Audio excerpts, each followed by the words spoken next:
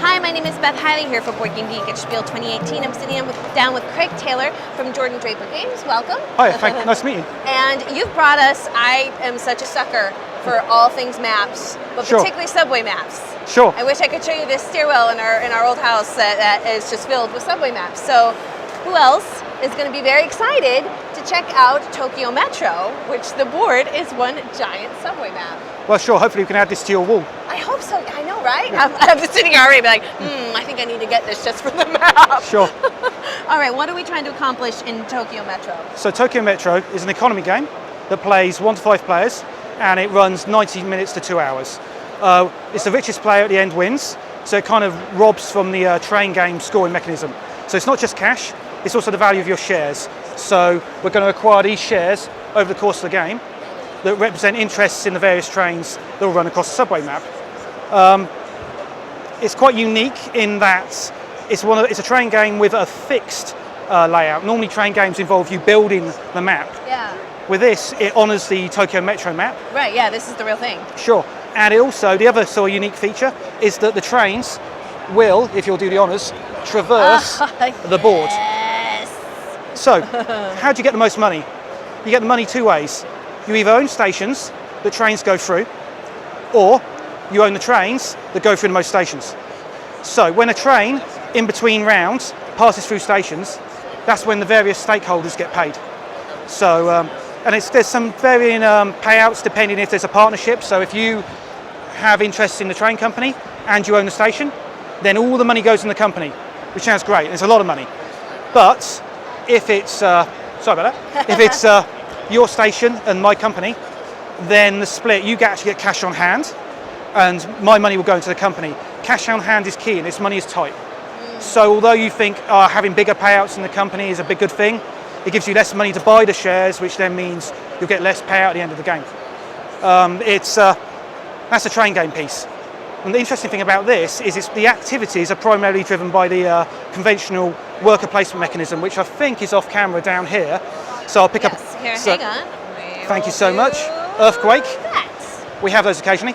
So, during a round, players will place their workers on the board to derive benefits. So this will pick me up a bike token that lets me move fast around the board. And there is a concept of being on the board and moving squares.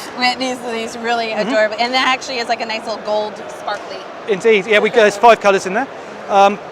So there's moving around the board, and you have to be at a location to negotiate the contract for the station. So the spatial side of it actually matters. There's actions for buying extra workers, because you can't have a worker placement game where you can't buy new workers. You can take loans. I'm pretty certain Martin Wallace would be a fan of this. And they're punishing if you don't pay them back, so he'd be especially a fan. Of course, you can build stations and buy the shares. And when you buy shares, that's what starts the trains on the board. So until someone says, I want to run this company, then there's no trains. However, there's the cheats. You can have the government do it. But if the government does it, then you get less benefit yourself. It's played, let's say, how it scales, it should consistently run to about 2 hours, because at the moment it's set up for 2 players. You can see there's 2 cards in each of the types of action. With 3 players, there'd be 3 and 4. And what adds some dynamics to it, at the end of a round, we'll move these guys on. And you'll see some different actions. So that lends some variability to how it plays out in terms of approaches. Government is the only option early on. Totally. Or there's an interesting card that I don't think is on display, there he is, that you can buy the top card from the discard pile. So you say you want to get these cheap shares, and this happened to be here. I can put it in front of me, and it would be my private worker placement spot for the rest of the game. So let's say it's an interesting blend of Euro mechanisms and train game conventions, most money wins, route building.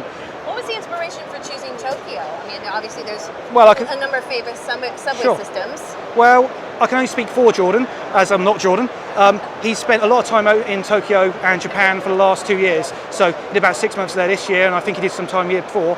And he's done a whole series of these games, the Tokyo series games, that are influenced by his experiences in Japan. And Metro is in this wave of them, it's his heaviest economic-based game.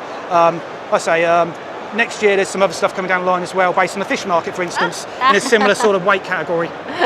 Well, if you guys want to check that out, this is Tokyo Metro, which is being published by Jordan Draper Games. And Craig, thank you so much for giving us a quick tour, or I should say, a quick ride. Of course. And you can do that in the game as well. Just for the matter of fact, you can ride the trains as well. So it's fully featured.